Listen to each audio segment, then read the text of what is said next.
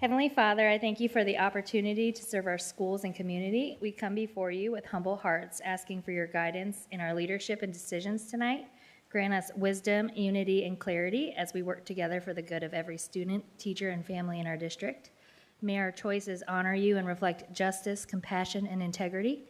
We ask for your favor and blessings over our schools, that they would be places of safety, growth, and opportunity for all. In your holy name we pray. Amen. Please join me for the Pledge of Allegiance. I pledge allegiance to the flag of the United States of America and to the republic for which it stands, one nation, under God, indivisible, with liberty and justice for all.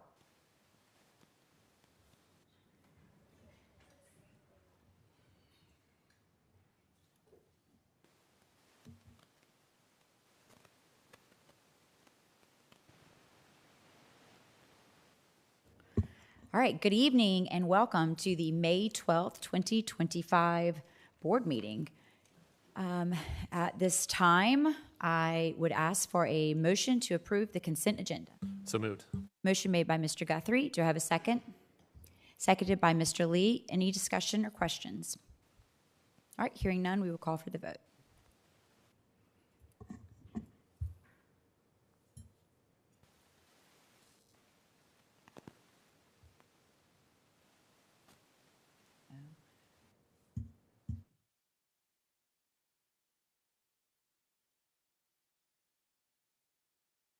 And the motion carries 7 in favor.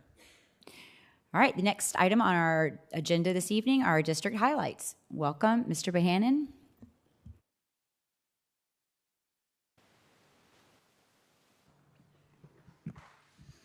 Good evening, Dr. Wimberly, Mr. Doherty, board members. Tonight we're proud to recognize 3 outstanding achievements that reflect the excellence, service, and positive culture within Dorchester School District 2. First, we're going to celebrate Eagle Nest Elementary School for receiving the 2025 SIC Award of Merit for their report to parents, presented by the South Carolina School Improvement Council. This recognition highlights their 23-24 report as a model of transparency and clear communication between school, families, and community. Do we have our representatives from Eagle Nest in the room? Come on.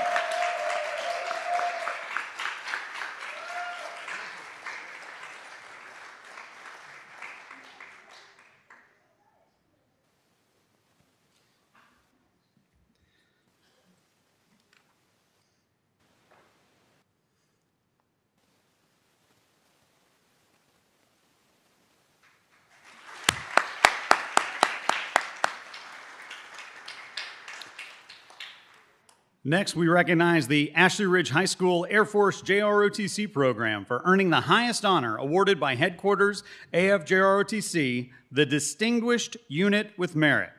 This distinction follows a rigorous inspection process during which our cadets earned a remarkable score of 95.5 out of 100 with 0 deficiencies. The success of this unit is the result of a tremendous leadership and student commitment. They've got over 3,300 community service hours, more than 3,400 extracurricular training hours across 14 competitive and interest teams. 34.7% of these cadets are at the bronze level or higher on the AFJROTC fitness assessment, and 51% of 10th and 12th graders cadets are in the Kitty Hawk National Honor Society. Representing a corps of 169 cadets, we are pleased to welcome the following students to the stage: Grace Cook, Coda Daniel, Jaden Essever, Olivia Fort. Everybody, come on. I'm just going to call all these names. Everybody, come on. We're going to take a big picture. Move at once. Move together. Wonderful. Tyler Hayes, Amir Huger, Carlos Infante, Micaiah Kirkman, Courtney Lamberson, Eunice Lim, Oksana Minot, Mariah Stipula, Angel Tra, and James Vicini.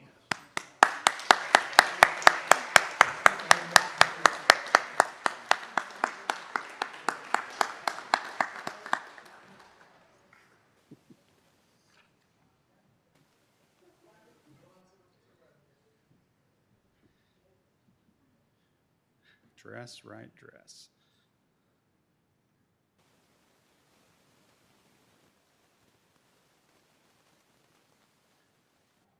Got it?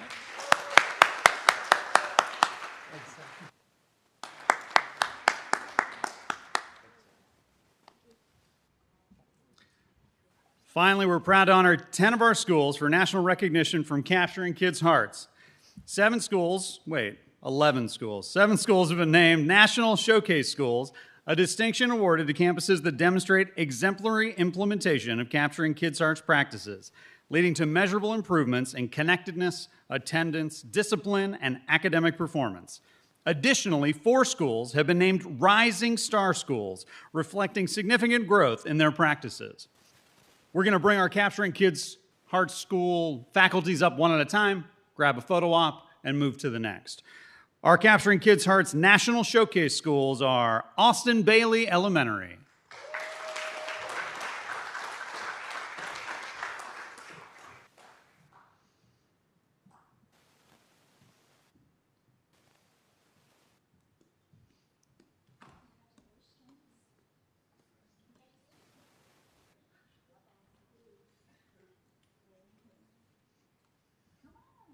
Go team.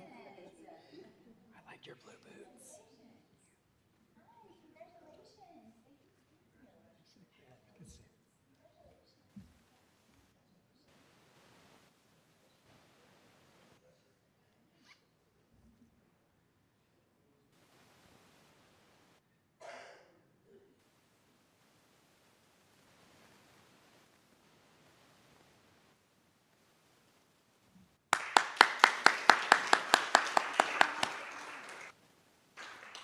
Next, we have Fort Dorchester Elementary School.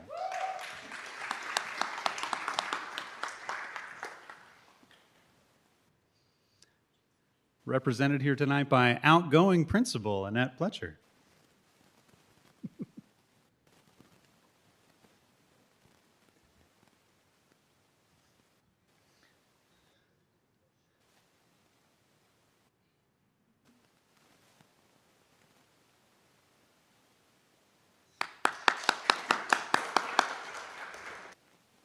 Next, we have Knightsville Elementary School.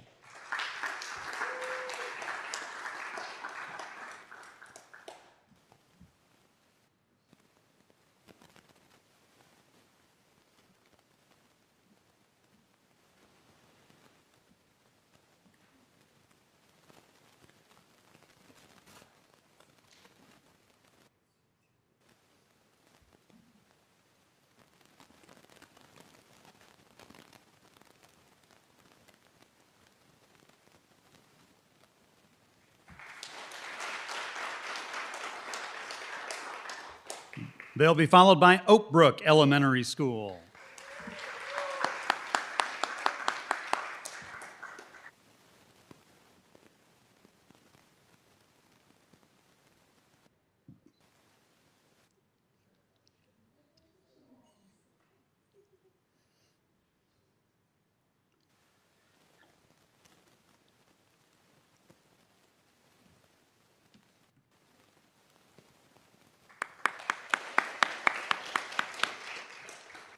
They'll be followed by Sandhill Elementary School.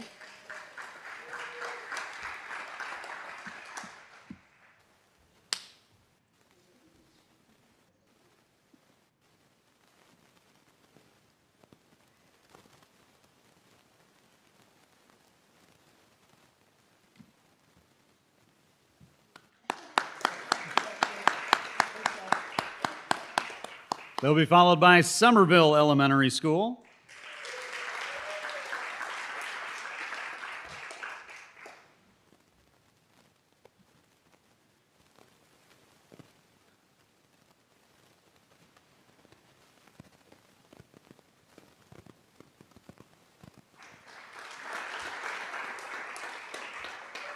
And our final National Showcase School, Windsor Hill Arts Infused Elementary.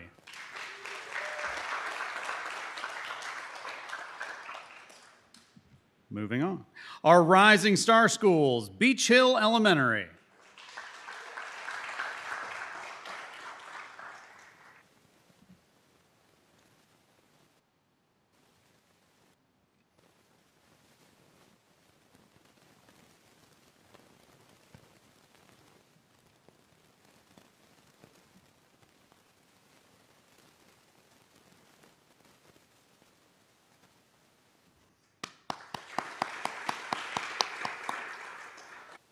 Next, we have Joseph R. Pye Elementary School.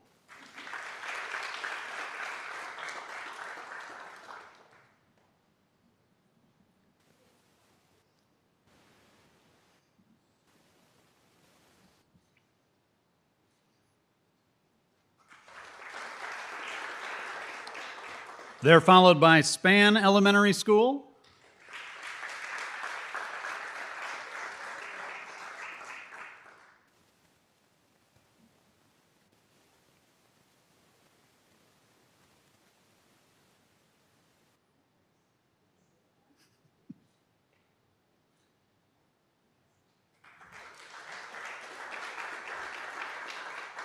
And finally, William M. Reeves Elementary School.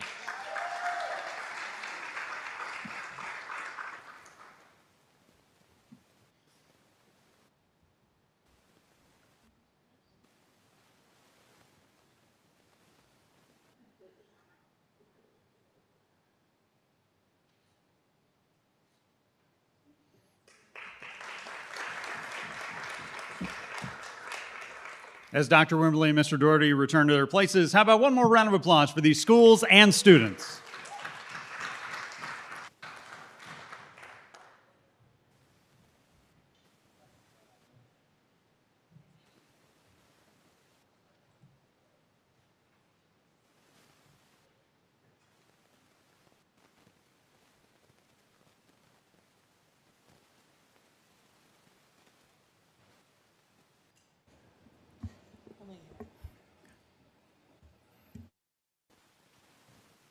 All right. Next item on our agenda this evening is our board committee reports. And first up, we have our policy committee. Ms. Bates. Yes, thank you, Madam Chair. We have 4 policies that are listed for first reading. However, I am going to make the recommendation to remove GCCAAA, the sick leave bank, and return it back to committee for further review. We recently had some legislation that was signed into law last week that might impact that policy. What was that called? Hold on, I can pull it up. I forget what it was called. Let's see. Do you have that, Ms. Graham? What was that called? The Educators Assistance Act. So that was recently signed into law by the governor last week, and it could impact this policy. So right now we have DGD, credit card use, DHA, contracting authority, DJ, purchasing, and that one that I'm asking to be removed is GCCAA, sick leave bank. Guessing I have to make a motion to remove that, right? So, Madam Chair, I would like to make a motion to send or to remove GCCAA sick leave bank from the proposed policies for first reading and send that back to committee for further consideration.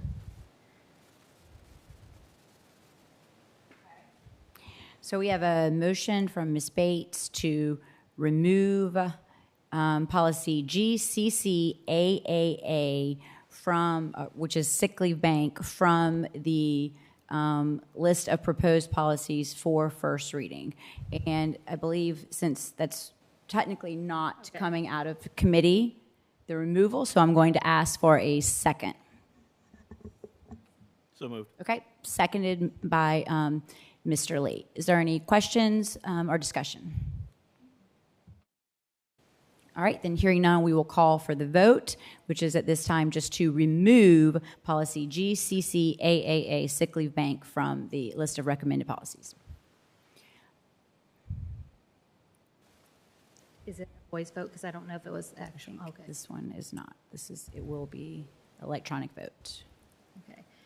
And then I move to bring forward the remaining 3 policies to the board for recommendation for first reading. Okay, so first off, that motion does carry, so that policy is officially removed. All right, and so now coming out of committee, we have policies DJ, DGD, and DHA for first reading. So that is coming from committee, so we do not need a second for that. At this time, do we have any discussion? Okay, then hearing none, we will call for the vote. This may need to be a voice vote, or nope, we got it. Okay, perfect, great. electronically again.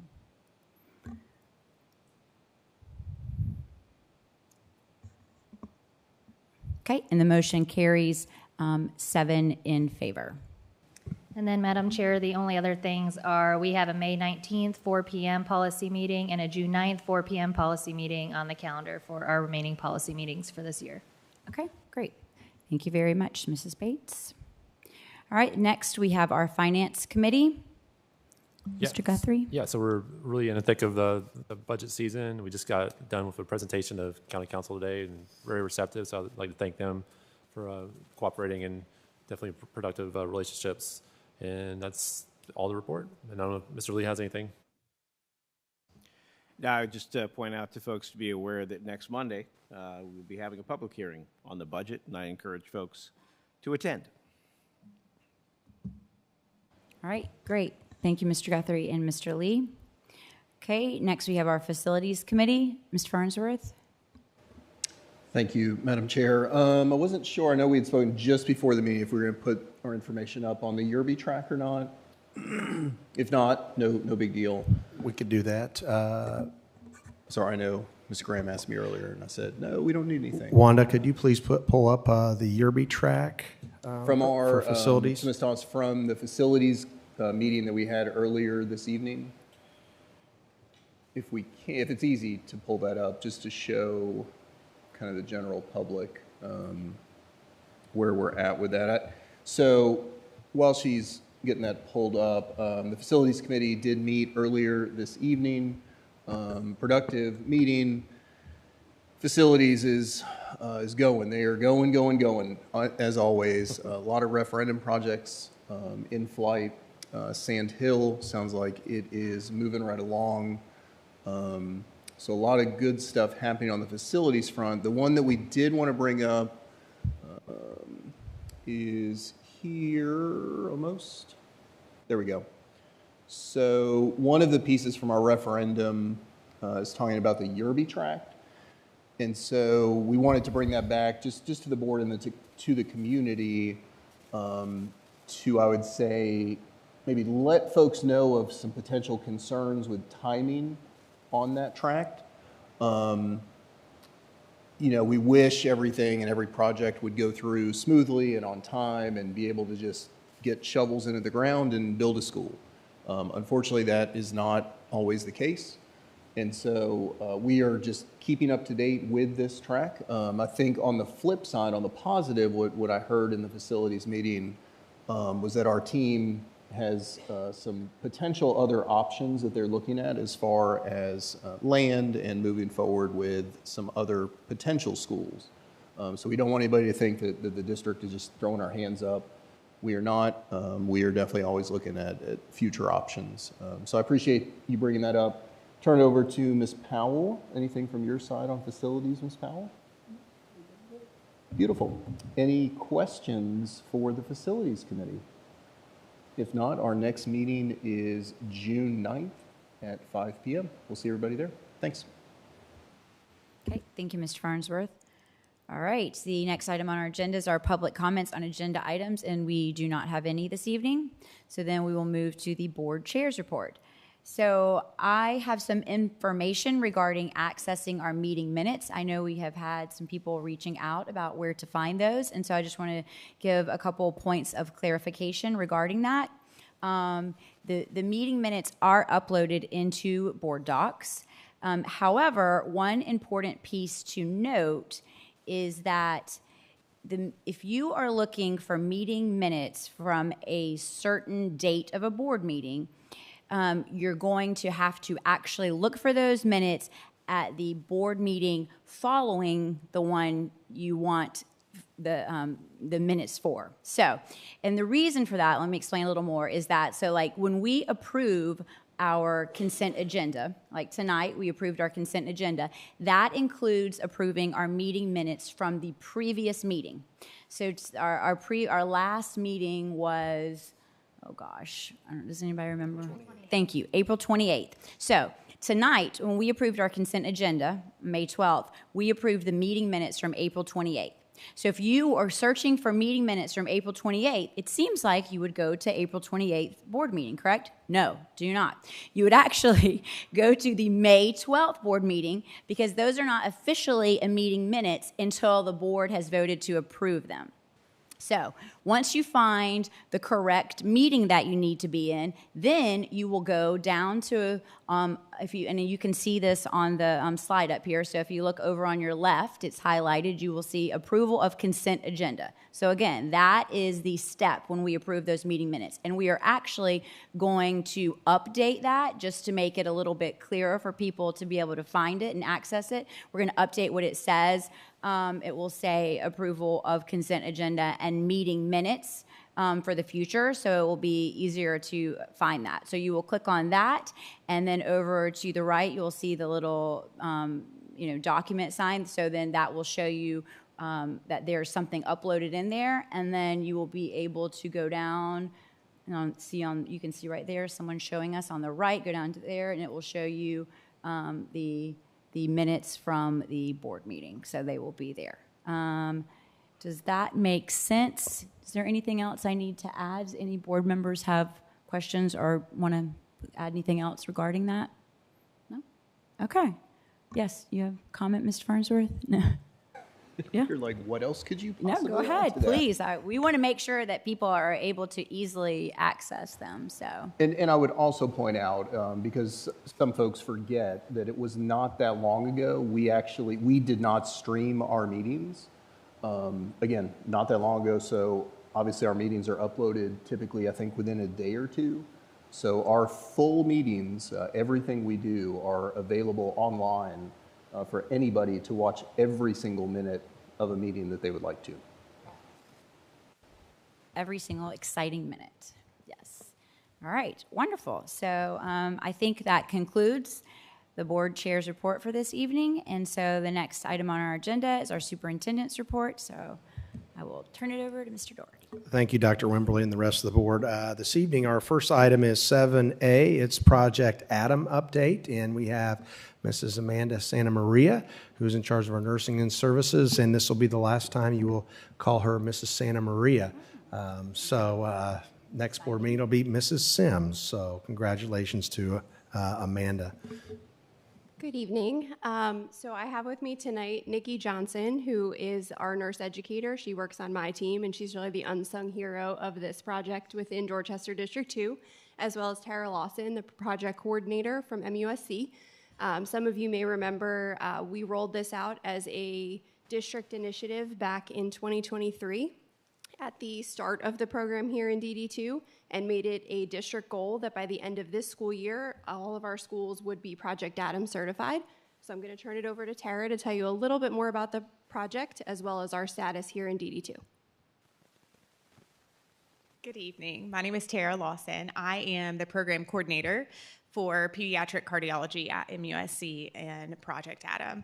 And so I work statewide with school districts and schools to certify their schools as heart safe, meaning that their schools not only have an AED on campus, but they have a cardiac emergency response plan in place, and they also have yearly drills for a cardiac emergency on campus. I would love to tell you that we never have cardiac arrest on campuses of schools, but we have had 8 in South Carolina this year. Statistically speaking, 1 in 63 schools will have a cardiac arrest every year on campuses. And as of April 25th of this year, all Dorchester District 2 schools are heart safe designated, meaning Nikki has worked with their emergency response teams to formulate a plan, to map out that plan, to walk through the steps of how to respond to a cardiac emergency. And then we have run a drill with every one of those schools. And so I'm here just to applaud your district for taking the initiative to realize that emergencies happen and preparedness is the only way to have better outcomes. We know we can have a 70% chance of a better outcome if we have a prepared plan and we've run a drill. And so as of this year, you're the second district in South Carolina that is fully certified their schools as heart safe. So thanks for your dedication to the program.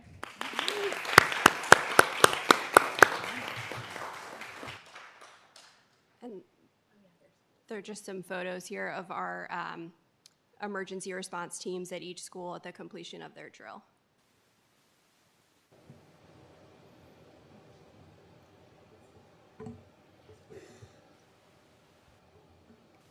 If anyone has any questions for us, otherwise that's it for our Project Adam update. Again, I'd just like to thank Mrs. Santa Maria. Thank you and MUSC as a partner, because this is a heavy lift to get all of our schools involved in doing another drill. And again, we appreciate all the efforts to do this. So thank you so much. Thank you.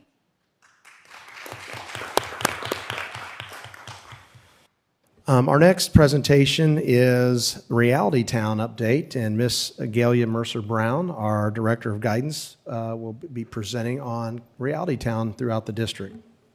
Good evening, Mr. Doherty and members of the Board of Trustees. Tonight is my pleasure to provide an overview of the Reality Town program in our district, which is an initiative that we have implemented within all of our middle schools.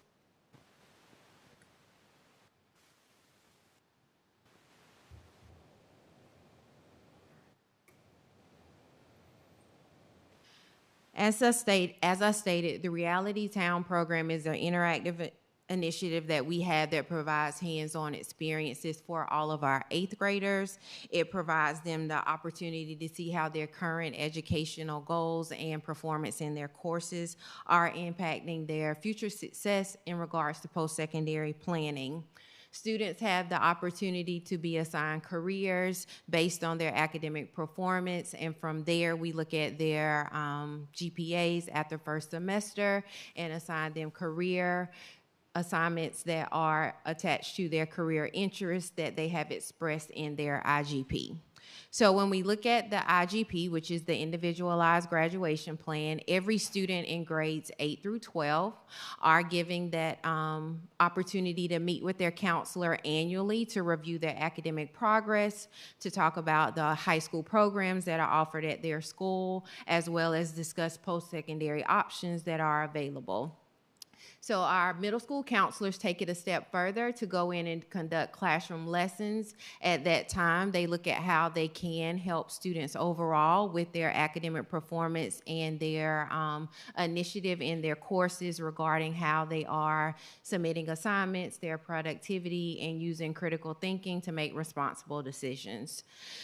Those meetings occur sometime as early as October and end during the latter part of January. At that point, we look at all of the students' career clusters, and we look at their performance in their core academic areas and look to see how can we identify that connection and assign those careers to students based on the 16 career clusters that are provided. So from there, we look at what are the specific student learning outcomes we want them to achieve.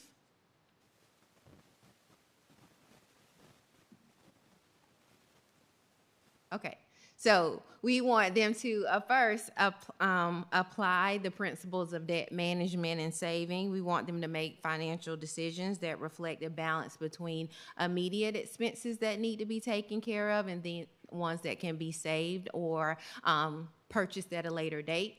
We want them to understand the family financial responsibilities that are attached to being a financially responsible individual in budgeting how they are spending in regards to housing, transportation, and even childcare. We want them to practice goal setting and long-term planning. After the simulation, students meet with their teacher or their school counselor to do debriefing sessions. So that's when we take a deep dive into what are your personal goals, how did the simulation impact you, and from there, how will that alter your decision-making regarding post-secondary as well as your career goals. So we want them ultimately to demonstrate adaptability in being able to make those decisions as far as what is a need versus a want. And some of them definitely experience some challenges in that regard.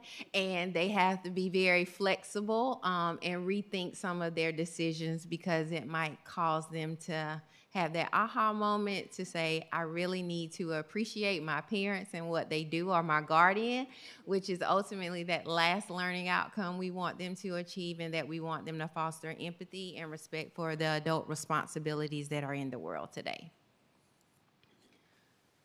As a result, there are 5 key takeaways that we want to see when we are conducting those debriefing sessions. We want them to identify the academic performance now that can directly impact their future success.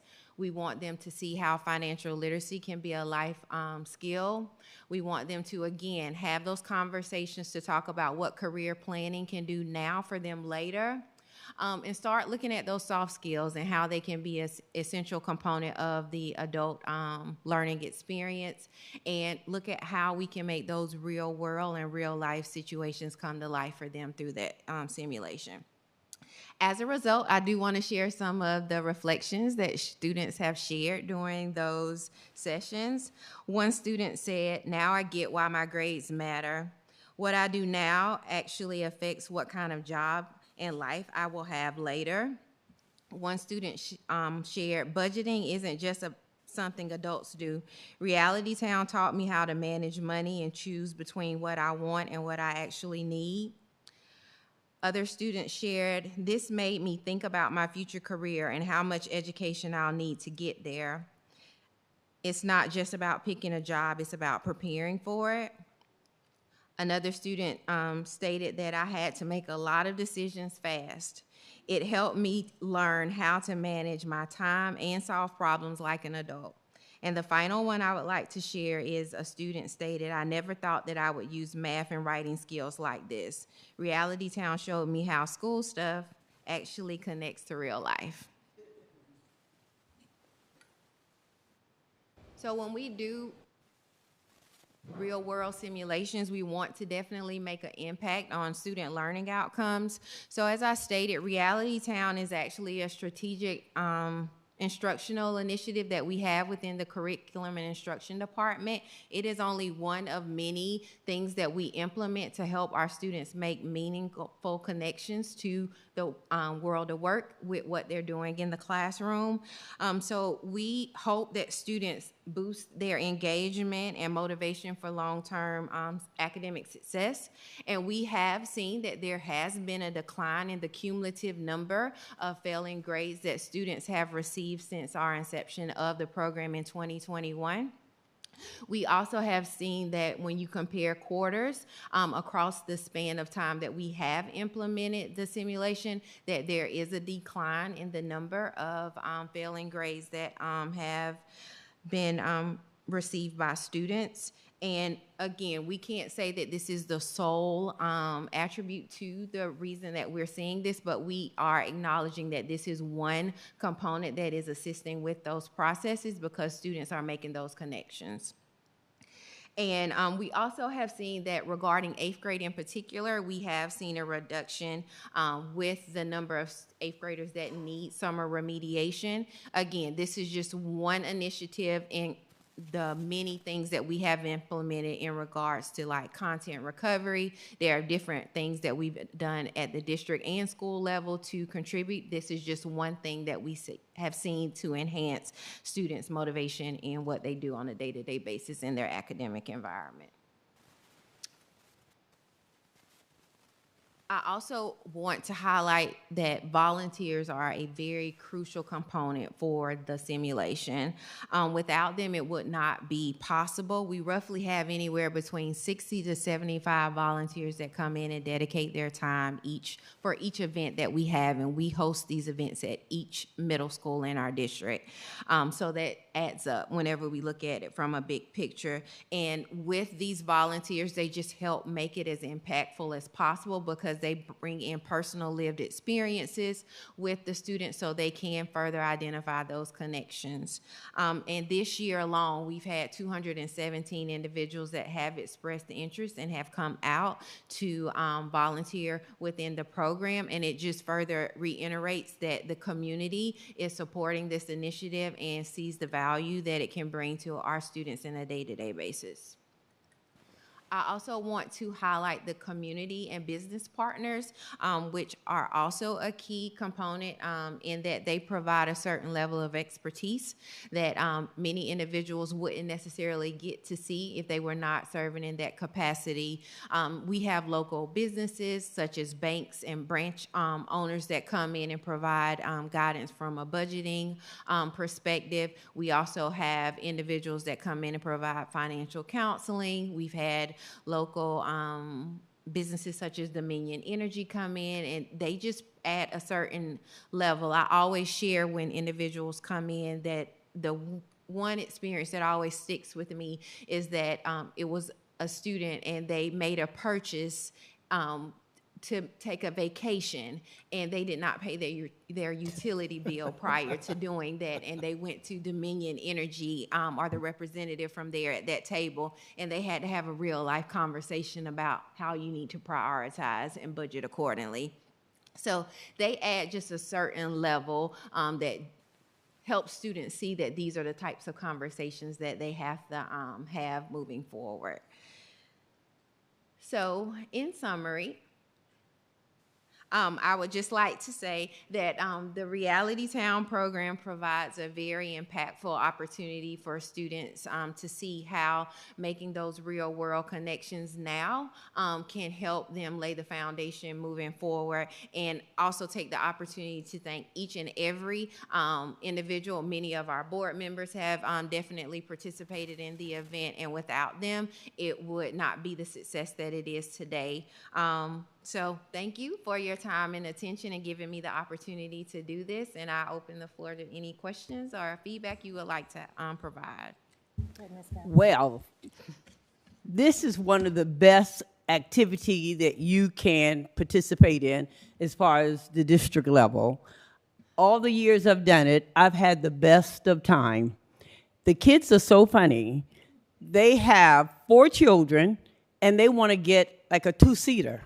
It's like, where the kids going to sit? Well, they hadn't thought about that. They don't have a babysitter for their 4 children, but yet they believe it's okay. Mama will take care of them.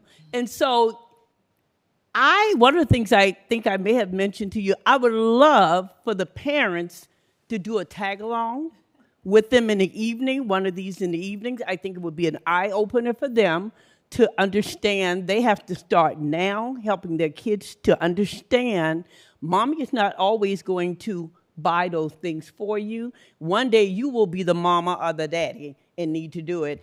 And I'll close with this. The last one we had, and don't become alarmed, but it was one of those take your chances type of deal.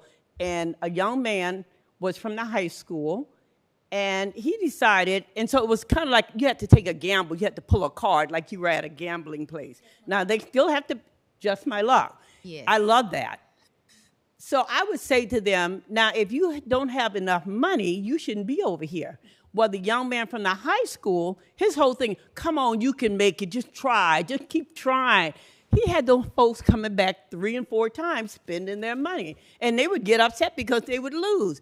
Well, they needed to know that. You don't take chances like that when you don't have the extra money. So I think the high schoolers that came along, they had as much fun, and they learned a lot of things themselves. So anytime you have it, count on me if I'm in town, because I love it. And then y'all serve some great lunches. Thank you. Yeah, I just want to echo Ms. Powell's sentiments. I think most of our seasoned board members have served in some capacity. I recommend, if you guys haven't done it, highly, highly recommend do it. I always giggle. This is my 3rd year doing it, and I always giggle when the first group comes in and they go right to entertainment, and I'm like, oh man, you didn't pay your mortgage, you didn't go to utilities, you don't have childcare. And so it's fun because you really get to engage with the kids. And I think, coming from being a substitute teacher like Ms. Powell, that's something as board members we miss, actually, having the conversations, and as a teacher engaging with the students. So that's really a fun aspect. And then from a personal perspective, just having my students, kind of the first year, you brought it back, they're sophomores now, but my first year participating, they were 8th graders and did it. And so from a parent perspective, having those conversations and seeing how it sparks dialogue at home around, okay, well, you have to think about how many kids you have and how your grades correlate to, your education and your job. And I love that you guys incorporate their grades in IGP in what they're making annually or monthly for their salary, because, I had several kids that were like, man, I need to make more money. I wish I made more money. And, I'm just like, well, you have time. That's the good news, is you have time to turn it around now. So again, kudos to y'all. This is an excellent program, and I highly, highly, highly recommend community members, board members volunteering, because it's a lot of fun. Thank you. Thank you, Ms. Galen Mercer-Brown. Great program, and thank you to all our volunteers. So we'll move on to our next 7C, 2025-26 staff days. We have already approved the 25-26 calendar, but these are staff days that we actually put into the calendar. And so tonight, this is for information. We'll have Mrs. Barker talk to you a little bit about the staff days. Good evening. Thank you for having me tonight. I am just going to go over our staff days. Previously, the calendar has been approved, but then the next step is all of those 10 days outside of the school days where students are there. What will those look like? So this first slide kind of assigns all of those dates. I will say that the Educator Assistance Act, as Ms. Bates mentioned, that when it was signed into law at the end of last week, did change some of the numbers at the top, but we already are kind of above what the state's minimum requirements there. So we are in good shape. Just July 30th will be the first day back after the last several years with having convocation. The first day we've heard from schools that they really like to have that first day in their buildings, especially to welcome their new staff members. So that will be a day where they will be on the school property. You'll see for those first 4 days, the 30th, the afternoon of the 31st, and then August 4th and 5th, they are noted as school staff development / teacher workday. We give discretion to the schools how they want to structure those days based on what initiatives and what things they're doing on their school campus. And if you see the asterisk at the bottom, it just has to balance out to 2 full teacher workdays for teachers to be in their classrooms working, and then 1.5 are school-based staff development. And then the other day, which is in those first 5 days, is district time. So July 31st will be convocation, and then August 1st will be a full day district plan staff development. So we've been before you talking a lot about new standards in math, things like that. So that will be a lot of that day will be content specific and giving teachers time to learn the new programs that they'll be using in their classrooms. So after you get through those first 5 days, we then have an additional 5 days scattered throughout the year. So October 10th would be a district staff development day. January 5th, which is our first day back after break, which would be a teacher work day. We've heard, Ms. King is nodding, we've heard from teachers loud and clear that a first day after a break is so critical for them to really have time in their classroom and to prepare wrap up grades, if that, based on where the end of the quarter falls. So January 5th would be a teacher work day. March 16th would be a school-based staff development day, so the school would plan that day. And then April 6th, again, after that spring break, would be a teacher work day. And then the last day for staff would be a teacher work day.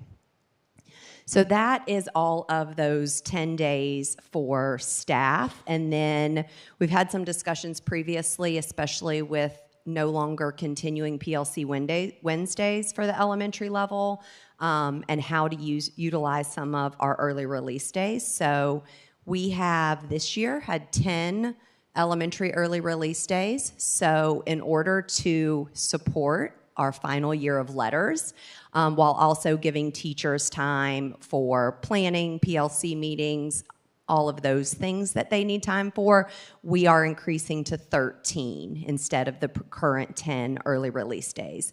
And then if you just see the asterisk at the bottom, that will let you know kind of what all of those days will be dedicated for. We will have our schools that are finishing up letters this next year will have up to 8 half-days or 1 full day, which we're going to try to use one of those full days so that they can have more early release days back.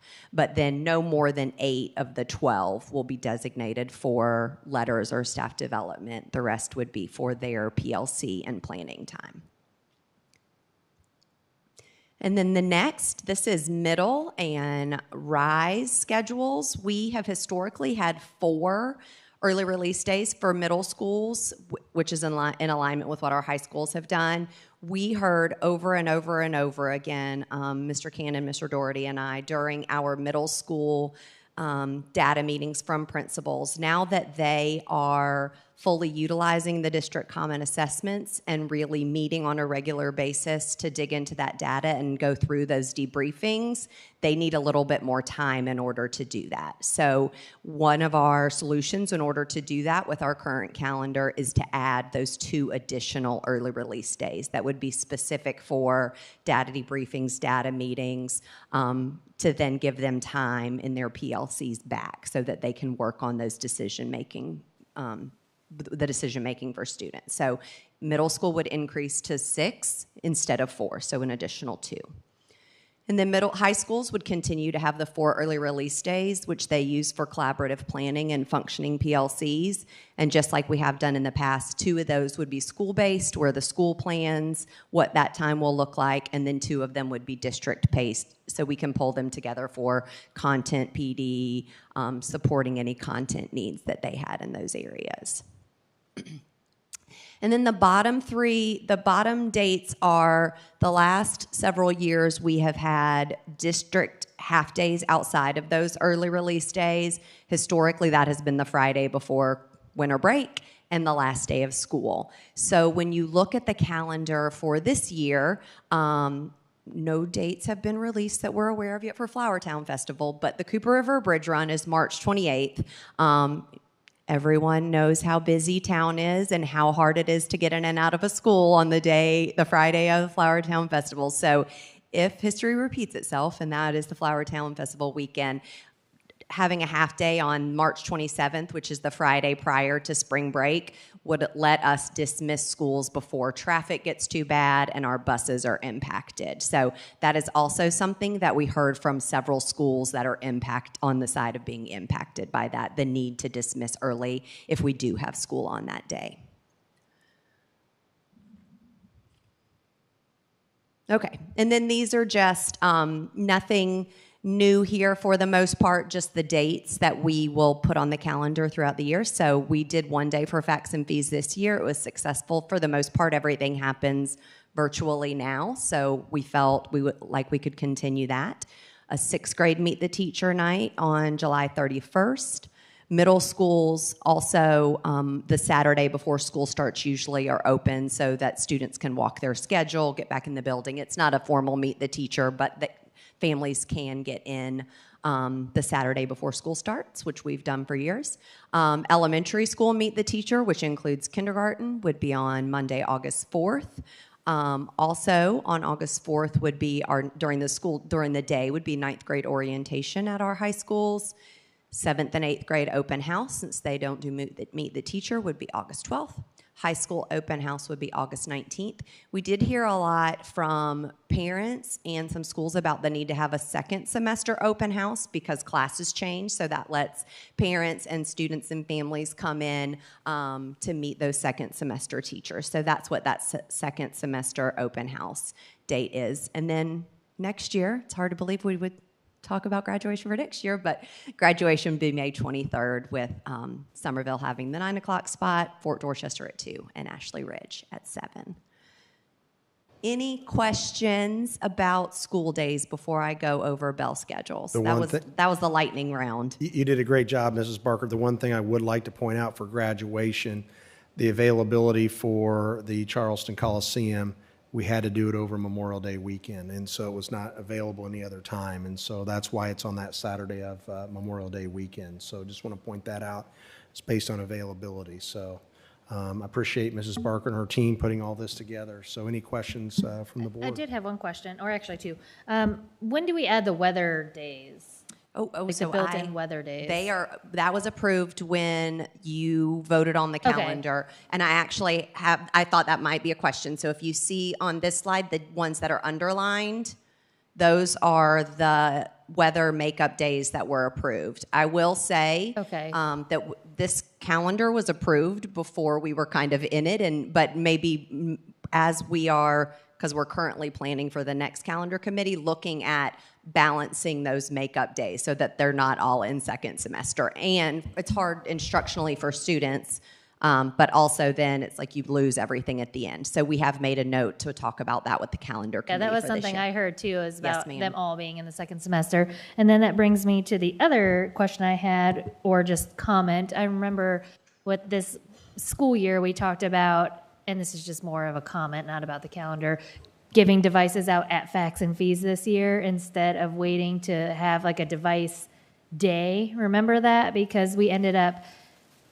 not having the devices with the weather day before school started, so we were talking about giving the devices out earlier. So I just wanted to kind of bring that back to your top of mind right now. So Yes, we can while we're definitely talking look at about that. I mean, yeah. we can capture a lot more students maybe through facts and fees, and that's less we have to give out during the school day. So that's definitely In something case we can ever look run at. into that same scenario, which hopefully we wouldn't, but Yep, hopefully not. So no, that's something definitely we can look at.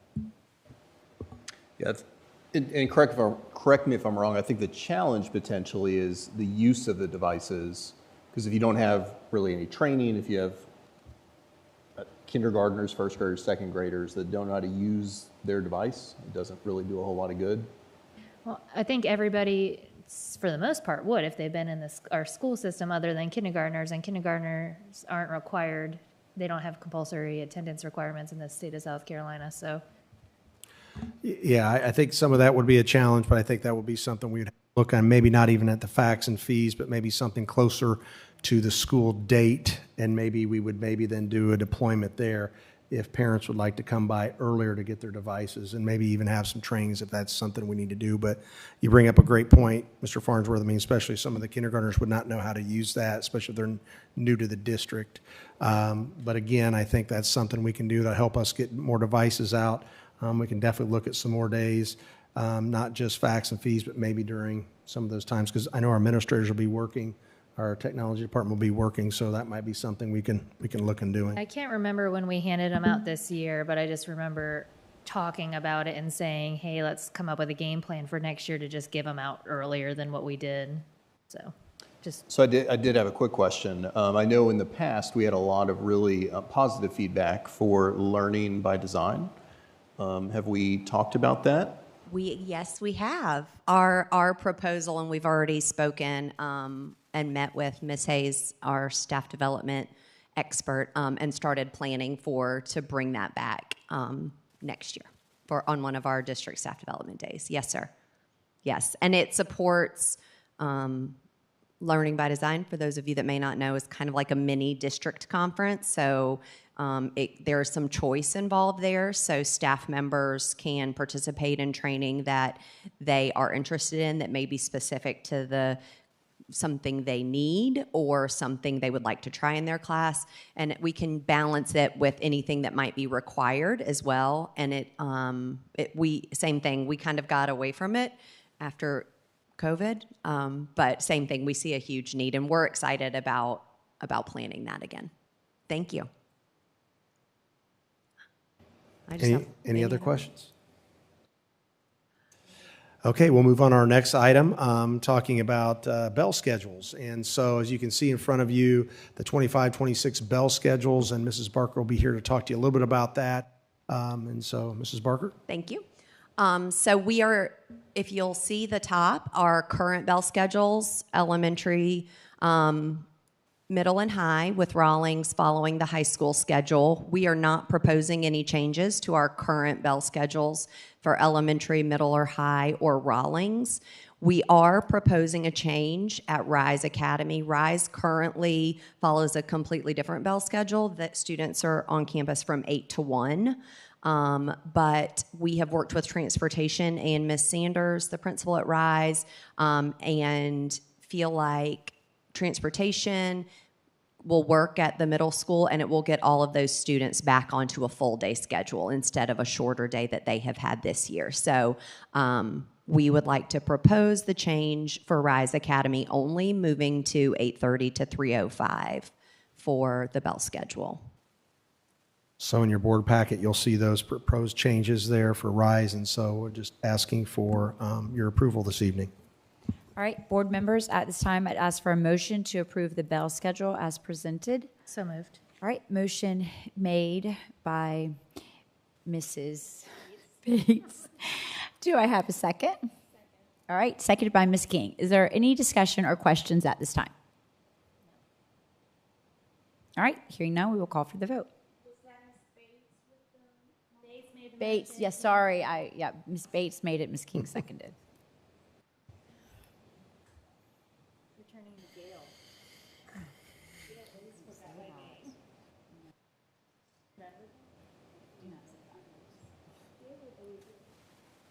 All right, motion carries 7 in favor. And we move to 7E, the personnel report. In your packet, you'll see one recommendation for employee recommendations. So if the board needs to go in exec session to talk about that. All right, board members, is everyone okay with proceeding with that recommendation in open session? Or is anyone? Yes.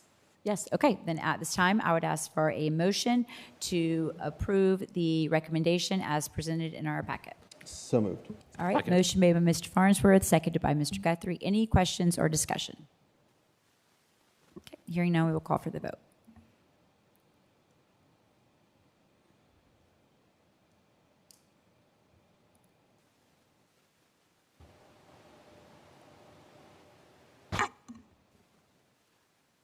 Motion carries 7 in favor. And this moves us on to student enrollment recommendations. And so, again, I'm not sure if we need to go into executive session. All right, board members, the information was included in our packet. Is everyone okay with proceeding in open session? All right, then at this time, I would ask for a motion to approve the student enrollment recommendations as presented. So moved. Motion made by Ms. Bates. Do I have a second? Seconded by Mr. Farnsworth. Any questions or discussion? Okay, hearing none, we'll call for the vote.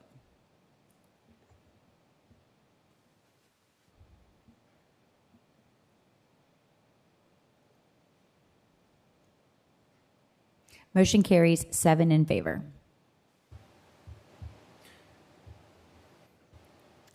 Okay, then we're moving on to 8, public comment. All right. Thank you, Mr. Doherty and team, we appreciate your report this evening. Next item on our agenda is public comments, and we do not have any this evening. The next item on our agenda is our executive session. So at this time, board members, I would ask for a motion to convene into executive session for student discipline appeals. Okay, thank you very much. Motion made by Ms. Powell. Second. Seconded by Ms. Bates. Any questions or discussion? Okay, hearing now, we'll call for the vote.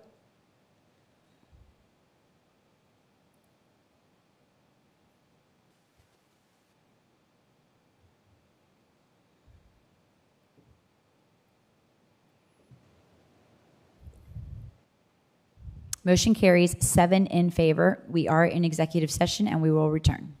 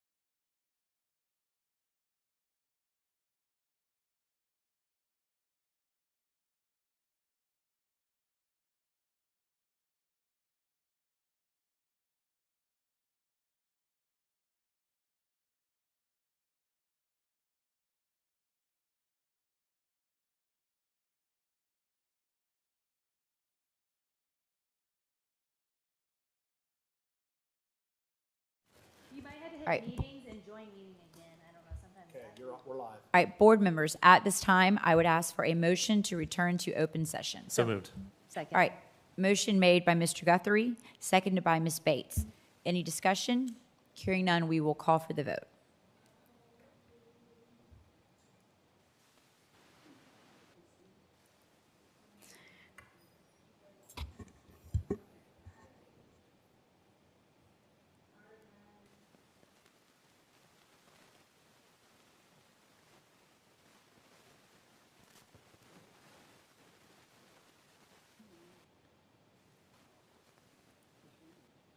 Is it? No, that's the fan.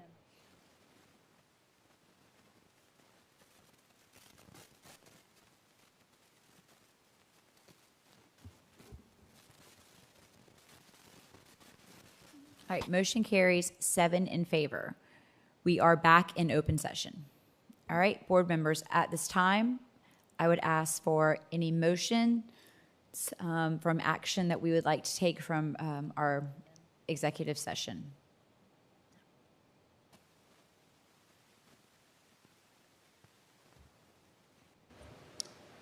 Madam Chair, I make a motion that we uphold the district decision in regards to the appeal for student A. All right, we have a motion from Mr. Farnsworth to uphold the district decision, the appeal in regards to student A. Do I have a second? Second. Seconded by Mr. Guthrie. Any discussion or questions?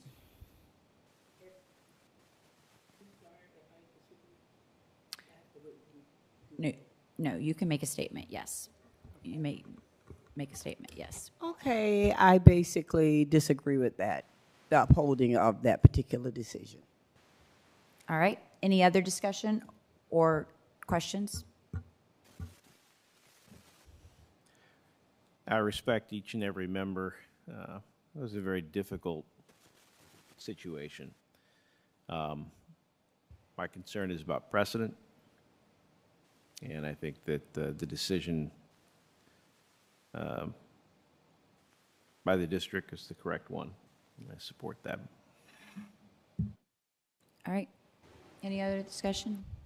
And just very quickly, I will echo what Mr. Lee said. To me, of course, anytime an appeal comes to the board, those tend to be very kind of unfortunate, compelling decisions.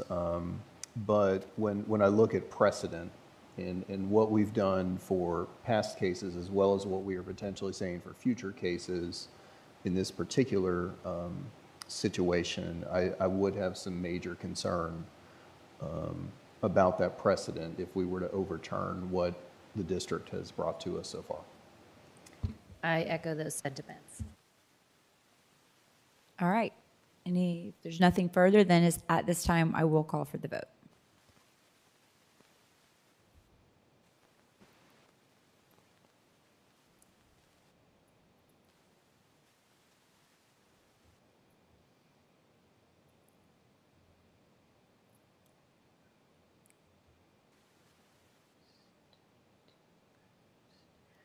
Okay, and at this time, the motion carries 5 in favor, 2 opposed. All right, board members, do we have another motion? Madam Chair, I make a motion to uphold the district's recommendation as it pertains to student B.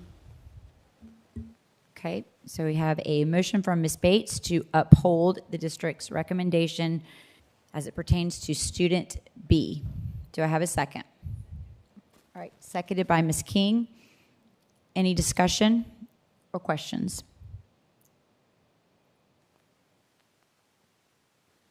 All right, hearing none, we will call for the vote.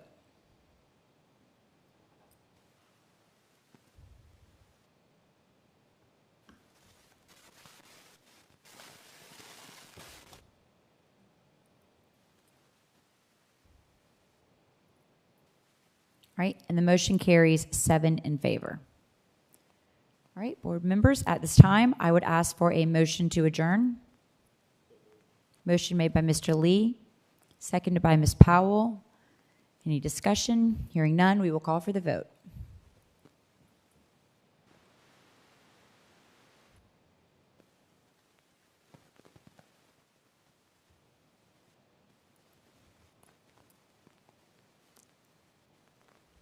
Motion carries, 7 in favor. We are adjourned.